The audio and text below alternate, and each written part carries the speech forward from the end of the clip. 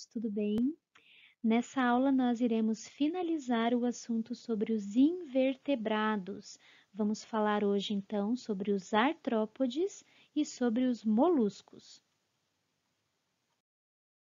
Os artrópodes são invertebrados com patas articuladas, ou seja, elas são divididas em pedaços que se dobram. Cada dobra é uma articulação que permite o movimento do animal. Esses animais também são os mais numerosos e amplamente distribuídos do planeta. Os seus corpos podem ser divididos em cabeça, tórax e abdômen, ou então em cefalotórax e abdômen, ou ainda não ter partes definidas. E eles apresentam também um esqueleto externo de quitina, um exoesqueleto, exo que vem de externo. Tá? Então, por isso, um exoesqueleto, um esqueleto externo, que é mais rígido, né? Uma carapaça mais rígida. E grande parte dos artrópodes respira extraindo o oxigênio do ar. No entanto, alguns deles têm brânquias para retirar o oxigênio dissolvido da água. Os insetos são considerados cosmopolitas porque eles podem ser encontrados em qualquer ambiente, desde montanhas, matas, desertos, tundras geladas até ambientes aquáticos. E o corpo dos insetos é dividido em cabeça, tórax e abdômen. Na cabeça há um par de olhos, um par de antenas que possibilitam a percepção do tato e dos odores. Na fase adulta, o tórax dos insetos apresentam 6 patas, ou seja, 3 pares de cada lado, e geralmente 4 asas, que podem variar em estrutura, tamanho e forma, dependendo da espécie. Entretanto, existem também insetos que não possuem asas.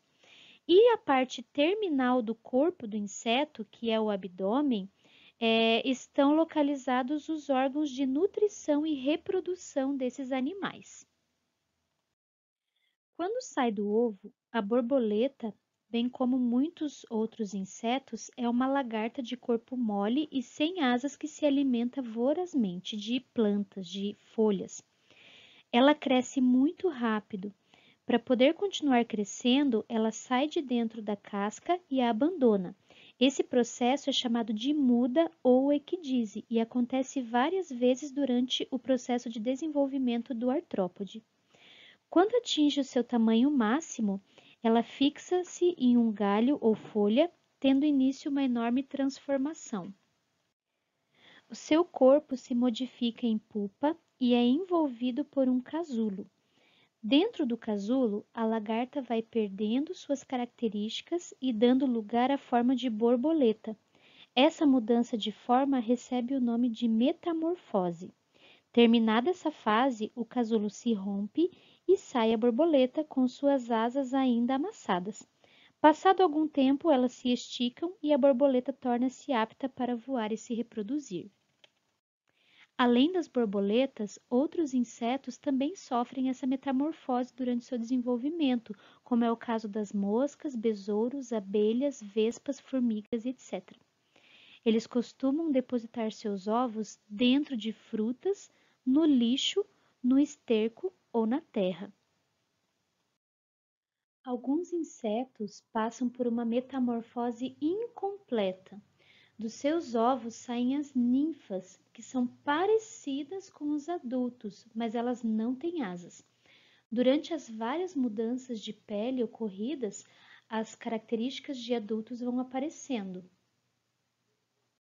E existem aqueles insetos que não sofrem metamorfose, como é o caso das traças de livros. Do ovo já nascem os insetos semelhantes ao adulto. Eu não sei se vocês lembram, mas no primeiro bimestre nós falamos sobre as relações ecológicas. E uma dessas relações ecológicas é a relação ecológica que acontece entre indivíduos da mesma espécie, que é a sociedade. Então, nós temos aqui algumas espécies de insetos que se relacionam dessa forma, como é o caso das abelhas, dos cupins, dos marimbondos, das vespas, das formigas, né? E esses indivíduos apresentam um sistema de divisão de trabalho que visa o bem comum de todos os indivíduos. No caso das formigas, a rainha jovem ela é alada, né? Ela possui asas, ela alça voo e ela é seguida pelos machos que também são alados. Depois que ela é fecundada, ela desce ao chão, perde as suas asas e cava um ninho subterrâneo, no qual ela passará o resto da vida dela depositando ovos. Cada formigueiro é composto de milhares de formigas. Além da rainha e dos machos, cuja função única, né, é a reprodução, existem também as formigas que vão fazer a defesa do formigueiro, vão procurar alimento e tem aquelas também que vão cuidar dos ovos e das larvas.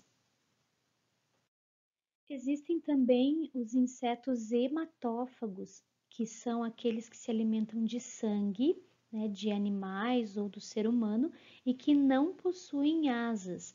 No caso aqui nós temos os piolhos, as pulgas e os percevejos. Os piolhos, eles botam os seus ovos nos fios dos cabelos. Esses ovos são conhecidos como lêndias. E quando ele bota esses ovos, ele fixa essas lêndias com uma cola natural que o piolho fabrica. Então, quando eclodem, após alguns dias, os novos piolhos são liberados e eles ficam picando o couro cabeludo da pessoa e sugando o sangue dessa pessoa para obter o seu alimento. A picada dos piolhos causa uma coceira muito intensa, então é muito fácil identificar quando a pessoa está sendo parasitada por eles. Os piolhos também devem ser combatidos junto com as suas lêndias, porque além de provocar a coceira, eles também podem transmitir outras doenças.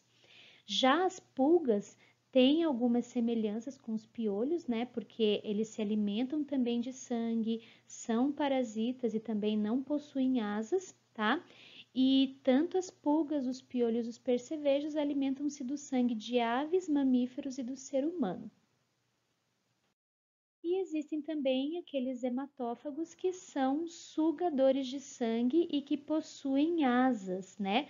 No caso, os mosquitos, que são também chamados de pernilongos, muriçocas, borrachudos, né? E são insetos transmissores de várias doenças muito sérias para o ser humano, né? Por exemplo, o Aedes aegypti transmite o vírus causador da dengue, né? O Anopheles pode transmitir o protozoário causador da malária. Já o Culex transmite larvas do verme que causa a elefantíase. Então, todas essas doenças são graves para o ser humano. Por isso, é necessário combater a proliferação desses insetos. E a melhor forma de prevenir essas doenças transmitidas por esses mosquitos é a eliminação das suas larvas, já que é muito difícil destruir os mosquitos adultos que voam livremente. E como que a gente elimina as larvas? Esses mosquitos, eles se reproduzem em águas paradas, né? Então, os ovos eclodem, liberam as larvas que permanecem na água por alguns dias, enquanto elas vão se transformando em um mosquito adulto. Quando o desenvolvimento da larva se completa, ela rompe a membrana que a envolve e sai livre voando para que se alimentar e se reproduzir, completando todo o ciclo. Então, para evitar que isso aconteça, é imprescindível que se tire toda a água parada de pneus, de potinhos de plantas, de qualquer recipiente que possa conter, que possa acumular água de chuva e esses mosquitos possam ali colocar as suas larvas, né? Os seus ovos e, consequentemente, daí as suas larvas. O grupo dos aracnídeos é composto pelas aranhas, pelos escorpiões, pelos carrapatos e pelos ácaros. Os indivíduos desse grupo apresentam um cefalotórax, No caso das aranhas e dos escorpiões, né? A sua cabeça e o seu tórax são fundidos, né? E além desse cefalotórax, eles também apresentam um abdômen. No caso dos carrapatos e dos ácaros, a cabeça, o tórax e o abdômen são fundidos. Eles não têm essa divisão no corpo. Eles apresentam 4 pares de patas, né? E eles são desprovidos de asas. Então, como nós já comentamos, as aranhas possuem um cefalotórax, que é uma junção da cabeça e do tórax, né, ligado ao abdômen. Desse cefalotórax partem 8 patas, 4 de cada lado, e na frente do cefalotórax estão 8 olhos simples. Elas não possuem antenas, elas possuem um par de quelíceras que serve para ela picar e injetar o veneno nas suas presas. Daí assim, esse veneno vai paralisar as vítimas, vai dar tempo de ela poder se alimentar, né? Ou então envolver essa presa em fios produzidos, né, pelas suas glândulas fiandeiras, que vão ser semelhantes às teias delas, para depois daí elas se alimentarem. E todas as aranhas possuem veneno, porém, poucas delas é que vão representar real perigo para o ser humano. As aranhas também possuem um par de palpos perto das quelíceras que vão fazer a função de segurar o alimento ou a presa enquanto ela estiver se alimentando. E no abdômen desses animais estão os órgãos de nutrição e reprodução, além das glândulas fiandeiras que atuam na fabricação dos fios que compõem as teias, que nada mais são do que as armadilhas que elas vão utilizar para capturar esses pequenos animais que vão servir de alimento para ela. E na outra foto ali, a menorzinha, né? A gente pode ver uma aranha arrastando com ela o seu ovissaco. O que é esse ovissaco? É como se fosse um casulo aonde a aranha põe os seus ovos, né? Então, ela coloca ali aproximadamente 100 ovos, podem até ter mais um pouco, né? Mas elas possuem ali esse ovissaco, tem aproximadamente 100 ovos, e elas podem estar arrastando para um lugar que seja mais seguro, onde ela possa deixar esse ovissaco. Os escorpiões também possuem o cefalotórax e o abdômen, só que o corpo deles é mais alongado do que o das aranhas e eles possuem também uma cauda. Eles também têm as quelíceras, só que nas quelíceras dos escorpiões não tem o veneno. O veneno deles, na verdade, vai estar numa glândula localizada no final do abdômen, na ponta da cauda, né? Então, essa estrutura de veneno que recebe o nome de aguilhão, que vai ser a estrutura que ele vai injetar o veneno nas suas presas. E as quelíceras, então, vão servir apenas para triturar o alimento. Os palpos ou pedipalpos vão segurar a presa enquanto as quelíceras dilaceram o seu alimento. E a gente pode ver também aqui na outra imagem que os filhotes dos escorpiões já eclodem do ovo e se desenvolvem dentro do corpo da fêmea. Esses filhotes nascem formados, parecidos com os pais, e eles sobem nas costas da mãe e ficam ali em cima, né? Eles podem até brigar uns com os outros ali, né? Mas eles ficam ali todos nas costas da mãe. E depois que ocorre a primeira troca de esqueleto, eles caem ao chão e começam a procurar o seu alimento, tornando-se então independentes. Observando aqui a foto, a gente consegue ver que os carrapatos, assim como os ácaros, possuem a cabeça, o tórax e o abdômen unidos numa peça só. Eles possuem, ligados a esse corpo, 8 patas, possuem também as quelíceras e os pedipalpos. Os carrapatos, eles são ectoparasitas, sugadores de sangue de animais e do homem também. E, no entanto, nem todos os ácaros são parasitas, apesar que quando eles se alimentam da pele dos animais e do homem, ele causa a doença chamada sarna, que é uma doença que causa uma coceira muito intensa. Porém, muitas espécies desses ácaros vivem livremente em água salgada, doce ou até mesmo na terra. Os quilópodes são representados pelas centopeias e lacraias. Eles possuem hábito noturno, eles são carnívoros, se alimentando de insetos, eles possuem o corpo segmentado e cada segmento possui um par de patas. No caso, para capturar os insetos, os quilópodes utilizam um veneno que mata a vítima antes deles devorá-las, né? E apesar desse veneno ser fatal para esses insetos, ele não o é para os seres humanos. Porém, quando uma pessoa é picada por uma lacraia, sente uma sensação muito dolorosa, porque a picada desse animal é muito doída. Os diplópodes são representados pelos piolhos de cobra ou embuás. Esses animais têm hábitos diurnos, eles não são venenosos e nem carnívoros. Eles se alimentam de folhas mortas e matéria orgânica em decomposição, por isso eles são detritívoros. Eles possuem o corpo alongado e formado por muitos segmentos, e cada segmento possui 2 pares de patas. Na cabeça estão localizados os olhos e um par de antenas curtas.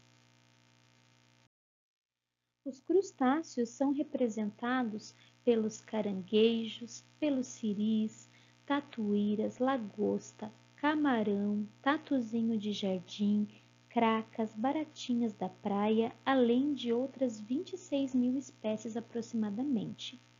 O nome crustáceo deriva do latim e significa carapaça dura, porque esses animais possuem um exoesqueleto de quitina e esse exoesqueleto é endurecido pelo acúmulo de carbonato de cálcio.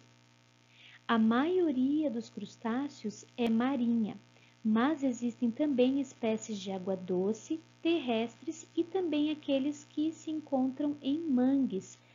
Os mangues que são, na verdade, o berço desses animais, que são os caranguejos. Os microcrustáceos e as larvas de crustáceos fazem parte do zooplâncton.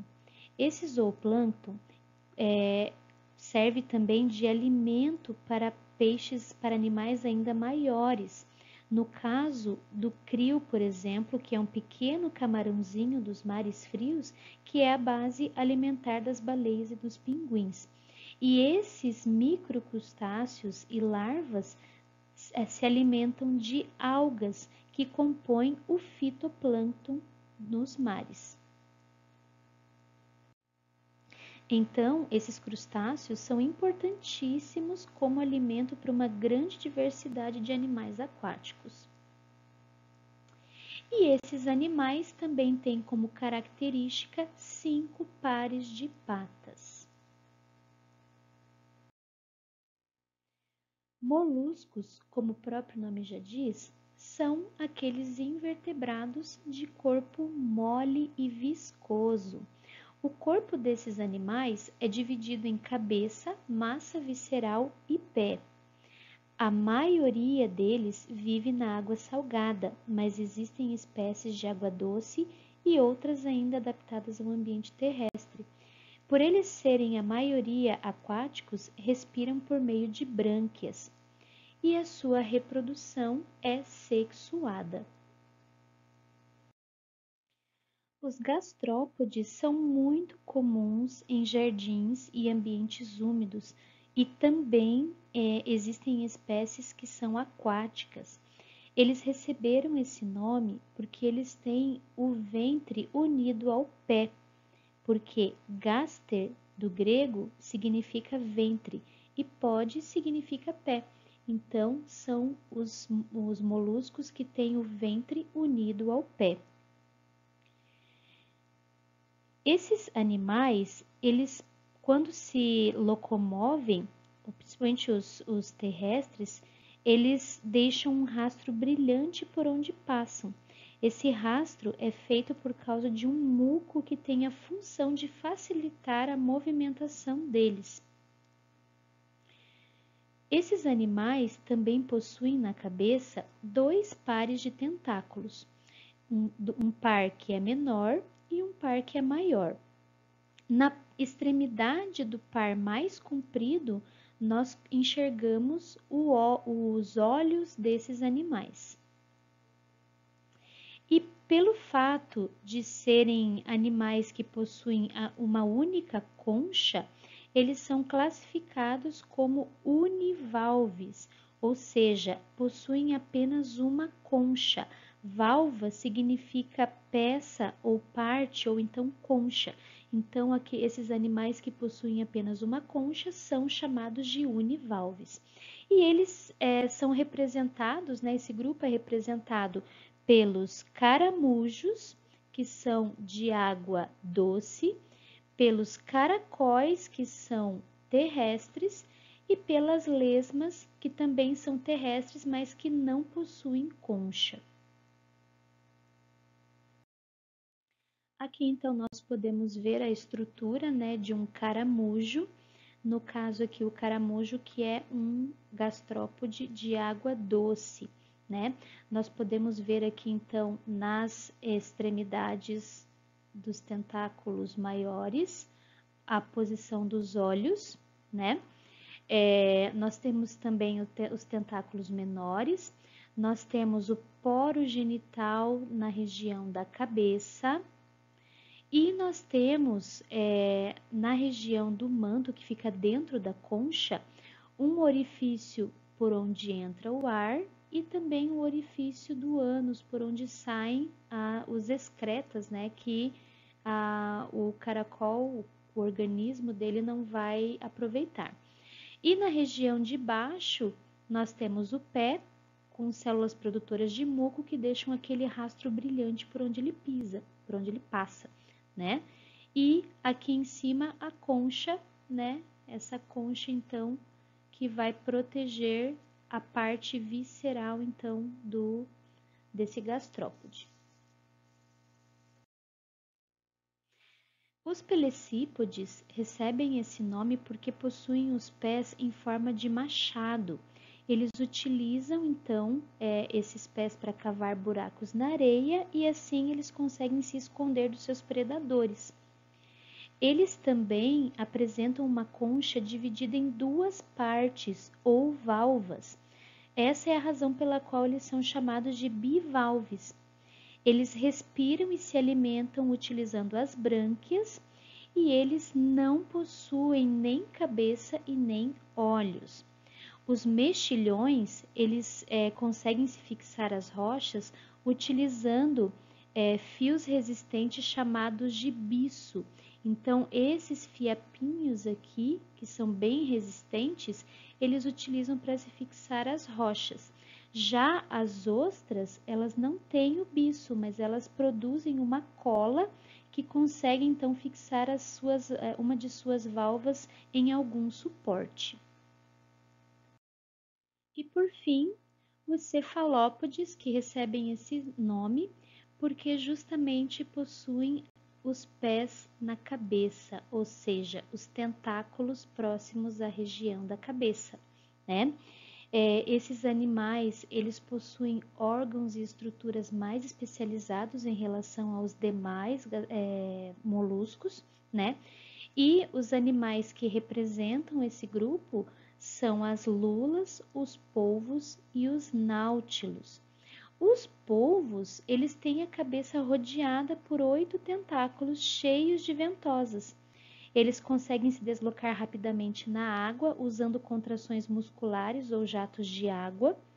Eles não apresentam concha e quando eles são perseguidos e se sentem ameaçados, eles expelem uma tinta escura que deixa a água sem a sua transparência natural, dificultando a visibilidade do agressor e facilitando a sua fuga. Já as lulas, elas têm o corpo mole, apresentam uma concha interna muito pequena e assim como os polvos, elas se deslocam rastejando ou nadando utilizando a propulsão de jatos de água. Na sua massa visceral, em formato alongado, encontram-se as nadadeiras ou barbatanas, e a boca das lulas é rodeada também por 8 tentáculos e 2 braços. Já os náutilos, eles apresentam uma concha externa em forma de espiral ao redor do seu corpo. Se comparados aos da lula e polvos, seus tentáculos são mais curtos, só que em quantidade maior. Eles possuem aproximadamente 40 tentáculos. Então, a diferença entre esses três tipos de cefalópodes é que, por exemplo, o polvo não possui concha, a lula possui uma concha pequena, mas interna, e o Nautilus possui uma concha maior, espiralada e externa. E aqui nós finalizamos, então, o grupo dos invertebrados. Nós vimos vários grupos, né? Desde os poríferos, quinidários, equinodermos, daí passamos para os vermes e agora finalizamos com os artrópodes e os moluscos. A partir da nossa próxima aula, nós já estaremos vendo um outro grupo, um outro reino. Nós saímos agora do reino dos animais e passamos agora para o reino dos vegetais, tá? Então, eu te espero na nossa próxima aula. Até lá!